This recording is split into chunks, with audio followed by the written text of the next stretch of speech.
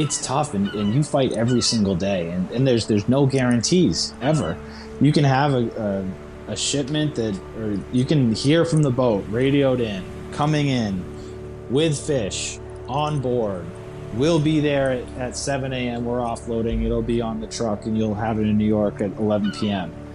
And then it doesn't show up, and they're like, "Oh yeah, we had to get towed in, so we didn't make it till noon, and then you didn't offload till 4." And like, "Oh my God, I've already sold half this fish." This is the Fish Tales podcast. I'm John Susman. Vinny Milburn is a fifth-generation fishmonger and one of New York's most respected seafood suppliers. His family have been in the fish business for more than 100 years. He's the wholesale supplier not only to his own fish shop, the iconic Brooklyn fishmonger Greenpoint Fish and Lobster, but has become the seafood supplier of choice to many of New York City's best restaurants. Vinny Milburn is a little fish made good in the Big Apple. My great-great-grandfather came over from Ireland, and he started fishing in Gloucester, in Massachusetts, in New England. It was the cod capital of the world back then. And, he just started getting better and better, moving up the chain, and eventually started his own seafood company, which is still in existence today. I'm in the fifth generation, and there's members of the fourth and fifth generation still working there. And, hopefully it'll be here for sixth, seventh, and eighth, ninth generations. I own a company called Greenpoint Fish and Lobster. Greenpoint is a neighborhood in Brooklyn in New York City. We started as a retail fish market combination restaurant. And there's only about 20 seats inside. It's very small, just a little oyster bar and sort of fry shack type of thing. And pretty quickly, other chefs in the neighborhood were coming in the back door looking to buy wholesale from me, which was, what I knew, my background. I didn't know anything about the restaurant industry. So eventually I just started doing some deliveries in the Greenpoint neighborhood, and that expanded. And then that moved into a much larger wholesale company servicing about 250 restaurants every week. It's a great scene here in Brooklyn. We have a lot of seafood lovers, and there are people that are very into it. And, but people in New York get really excited about the things that I carry. A fishmonger needs to be part fisherman, part chef and part insomniac, available day in, day out, and with the ability to conjure up seafood at a moment's notice, always with good humour and always with good supply. It's so stressful, and I mean, every single day is a battle, and I'm sure the people who are listening to this podcast know that it's tough, and you fight every single day, and there's no guarantees ever. You can have a shipment or you can hear from the boat, radioed in, coming in with fish on board. We'll be there at 7 a.m. We're offloading. It'll be on the truck, and you'll have it in New York at 11 p.m. And then it doesn't show up, and they're like, "Oh yeah, we had to get towed in, so we didn't make it till noon, and then you didn't offload till 4." And they're like, "Oh my God, I've already sold half this fish." It's such a stressful environment, but when you're living in it, it's the adrenaline's running, and it doesn't sound crazy to fish people, but it sounds crazy to normal people. This is like real exciting stuff. And I'm just sitting there on my phone texting people, but I'm looking for fish. I'm trying to find it. I'm coordinating shipments from all over the country, all over the world. Can it make this flight? Can it get here? Can you pick it up at JFK? If it goes to Dulles, can someone bring it up from, it's constant. It's something that just never leaves you. The best fishmongers like to specialise in local species. But even more important to Vinny is exploring the opportunities with underutilised species that can deliver the most extraordinary culinary experiences too. Our goal is really to be as local as possible, but we really like to focus on local species here. So we do have the cod haddock, pollock, the ground fisheries of New England that were so instrumental in the past 400 years of the New World. But we also like the porgies and black sea bass and fluke, fish that are local right here in New York. We love telling the story of fish that comes from just a hour away driving, and people know of these places. They've vacationed there. They've been there. They've heard of them. The other side of the coin that I've seen, if $1 went in the tip jar every time I heard, do you have shrimp or do you have salmon? I could retire right now, because that's it. It's all people seem to want.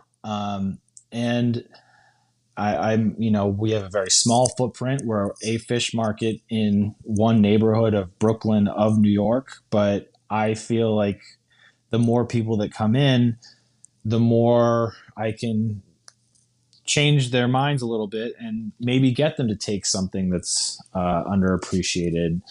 Another great silver lining of this coronavirus crisis is that there is a lot of problem with shipping and availability and reliability in a way that there didn't used to be even a couple months ago. But everyone seems to understand when they come in and say, "Oh, I'll have Bronzino, please." And you say, "Well, there isn't Bronzino because all the flights are canceled from Europe." I don't know if you read about that in the news. And they're like, "Oh, wow, I didn't even think about that." I completely, it just goes right over their head. And you say, "Well, I do have some porgies from New York waters, New York fishermen that are right here. And if you're going to roast them on your grill tonight, it's going to be just as good. And these are great fish. And actually it's going to be cheaper." And then, you see the wheels in motion, and people start to think a little bit differently. But that's one of the biggest gripes that I have with the seafood consumer market, is that we've become a culture of Amazon people that just get it now, get it whenever. In New York City, you have Amazon Prime; they deliver it same day. It's insane.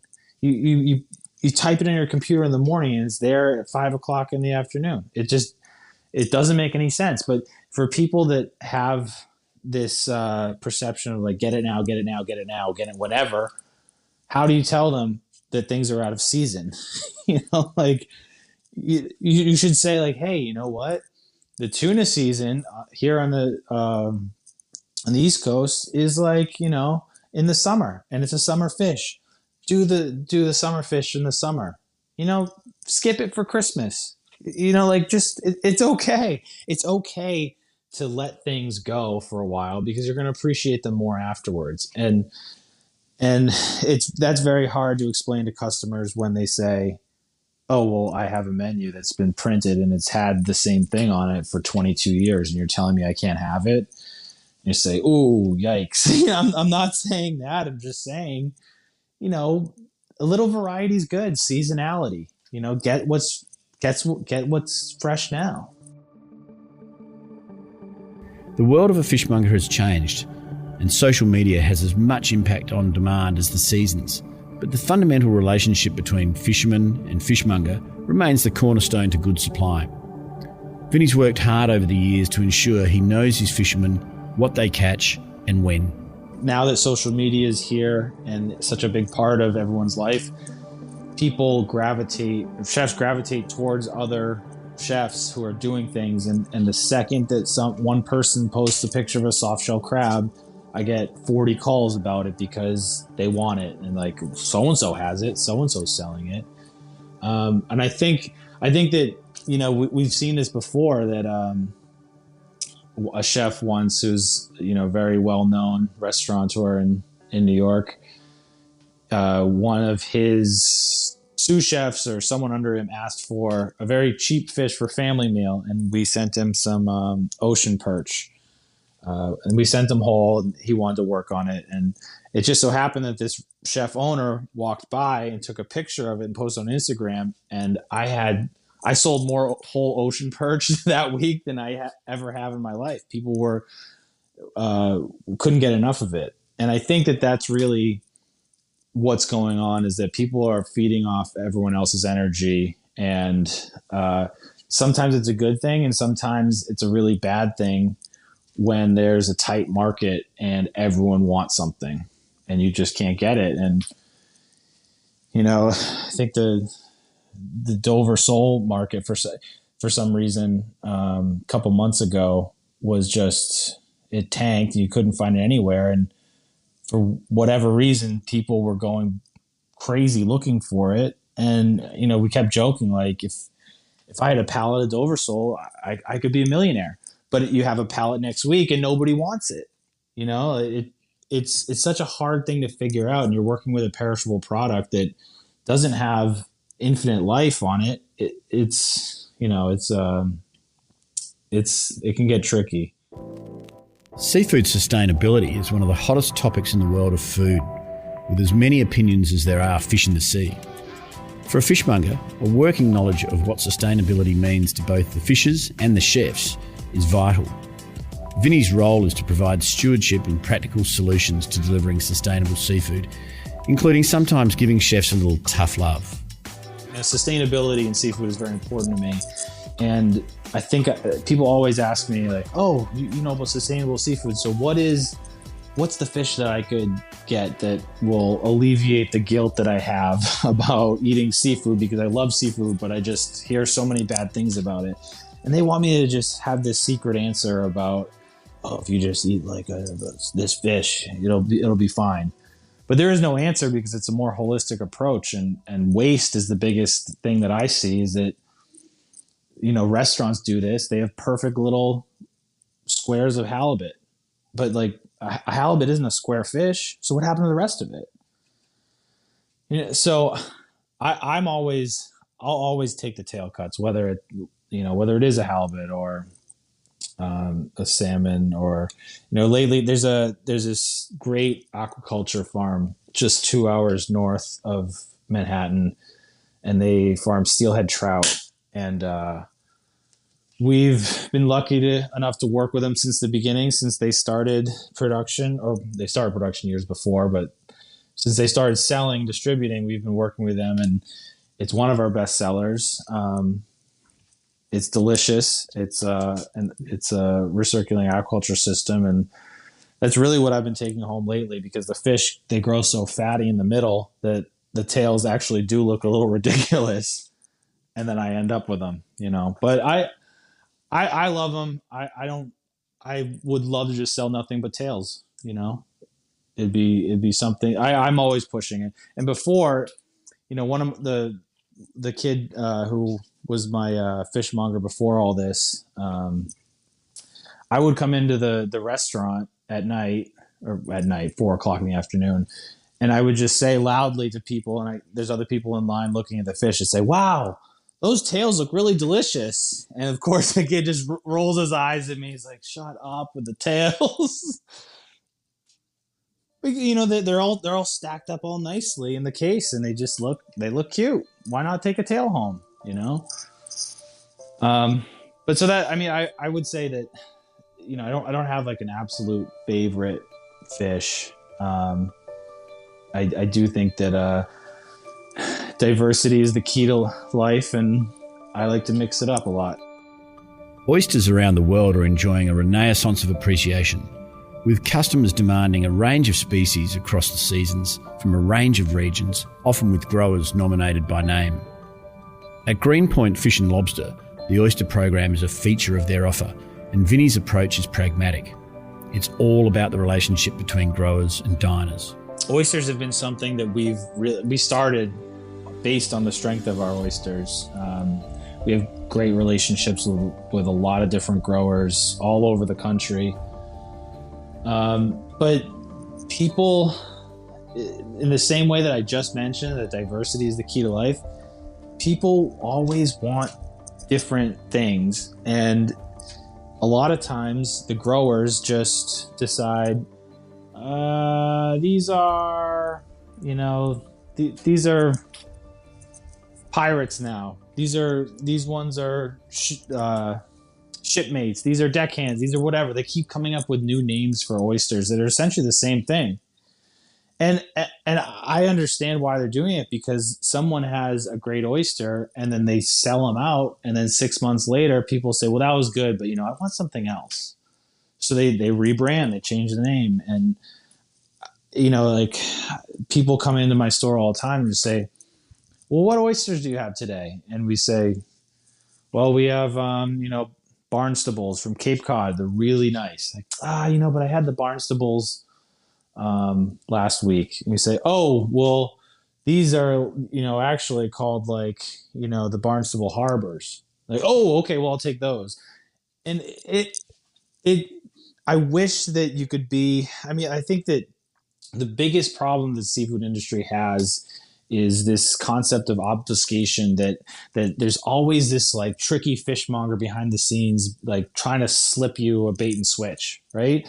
And that they're always looking like, oh, well, this guy, he's fishy, pun intended.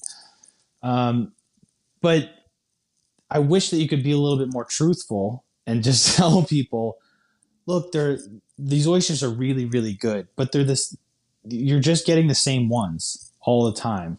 If it's called A, B, C, or D, there's growers who are just changing the name, and they should, by right, because they need to continue to move that product. The problem that I see in the oyster market here in the States is that there are an exceptionally large number of oyster farmers who are maybe they started in the last 4 or 5 years. They're not producing a lot, but they're in the market with a good brand and a good presence, and they're hustlers and they're willing to do anything, and that's great. But the market is just flooded. There's so many oysters here that the price is probably going to plummet. In a way, what I was describing before about this hard lifestyle, it's epitomized by the oyster growers. Like, you're actually producing something. If I have one regret about the job that I do, is that I'm not actually producing anything. I'm just kind of a broker, at the end of the day. And I love it. I really do. But these men and women who are oyster farmers are actually out there doing it. They're taking something and they're growing and they're producing a product and bringing it to market. And that is one of the most admirable things that I can think of. Some fishmongers have a mixed reputation for being thrifty with the truth and using tactics that are sometimes suspect. Soaking scallops is a classic old school stunt for these guys. For Vinny, care in handling and truth in labelling is not only a mandate, but a means to ensure he delivers seafood in the best condition possible. The scallop market is all about size. People only want the big ones. And, like the good capitalists that fishmongers are, we've figured out how to make them big, even if they're small. So, and everyone knows what I'm talking about. But what I've found, which is really interesting, is that an entire generation of chefs have come up in the world knowing only treated scallops. And if you bring them, one of the things that we do best here is live scallops and, scallops in the shell. And it's, obviously more expensive, but it's a treat and people love it. But if you bring that to some chefs, they'll smell and be like, ooh, these have turned. These are bad. Scallop shouldn't smell like anything. And you say, no, this is the scallop. This is what you want. That's that smell. It's the same thing that, like, you know exactly what I'm talking about. Like when you have when you walk into or like walk by a halibut boat and there's that halibut smell and you just smell it and you know it. It's the same thing with a scallop, and it's been very frustrating to get chefs who just say like, no, I don't want these. I want the ones that like caramelize on a sear. I'm like, no, you don't want those, or maybe you do, but I don't have those. I just have these dries that literally just came from a boat an hour ago. He just landed. My guy just drove them in they're maybe 6 hours old. It gets very frustrating. And, I've at some point just resigned and said, you know what, if that's what you want, that's what you want. At some point, you can't fight anymore. The seafood industry is a tough, unforgiving business, both on the water and at the fishmongers. Long hours in a wet, cold, smelly and slimy environment is a challenge for young people looking at entering into the business. The seafood industry seems to be, well, it doesn't seem to be, it's aging out, is that fewer and fewer young people are getting into it. And it just seems a lot of times that when I'm in an industry event, I'm 34, and it just seems like I'm the young buck around, and there's not that many people that are younger than me. It's not really a sexy lifestyle to get into. I mean, it's hard work, it's grueling hours, it's slim margins, and it's little pay. And for someone who's commercial fishing, when you're not even guaranteed the catch and your quota is so low, I mean, it's a hard sell for someone who's young. So I have a friend who fishes on Long Island, and I've known him for a number of years. He's got to be in his mid-20s, and I remember before he could even legally drink at the bar. We still went, but but he's one of the few guys that I know that's that young and is really making a push for it.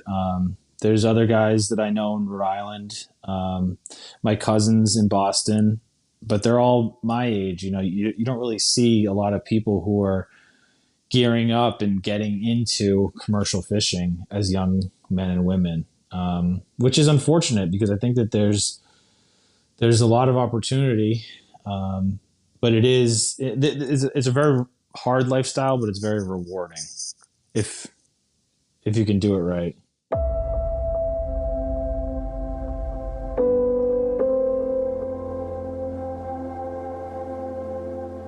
What I think of when I think of going fishing is just the respect that I have for these people who do it day in and day out. These guys are out there breaking their necks every single day to make sure that there's product to come in for people like me to sell, and when you look at a fish, you have to think about that. Someone went out there and caught that and risked their life to get it.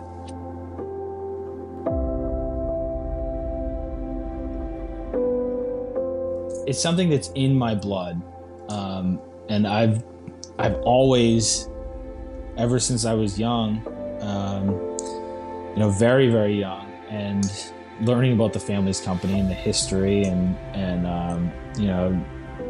my grandmother had 8 kids and 30-something grandkids, and the other side of the family had another 8 kids and another 30-something grandkids. So there's scores of us that have this fishing heritage, and it's something that I just, even though I've tried at sometimes to get out, I know my mom is very, or she was happy when I was in college and thinking that I wasn't just going to be, a fishmonger or what have you, but I'm continuously drawn to it for a reason that I can't even describe. It's the lifestyle, it's the people, it's the hard work, it's everything. This is the Fish Tales podcast, a Deep in the Weeds production. I'm John Susman. Stay tuned for more tales from beneath the surface of the seafood world.